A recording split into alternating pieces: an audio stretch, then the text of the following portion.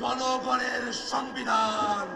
একই দিনের একটা ভোটের শপথ তারা নিয়ে বলেছে হালাল, আরেকটা শপথ না নিয়ে ম্যানেজ ভোটে জয়ী হয়ে বলতে চায় হারাম।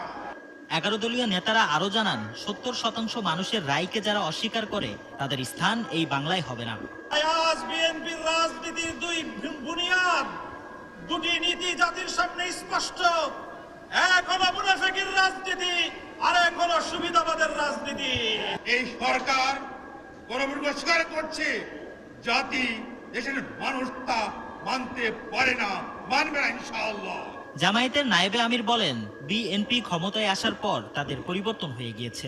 এ সময় এটিএম আজহার হুঁশিয়ারি দিয়ে বিরোধী দলকে রাজপথে আসতে বাধ্য না করার আহ্বান জানান। আবু সাইদ রক্ত দিয়েছিল কি জন্য?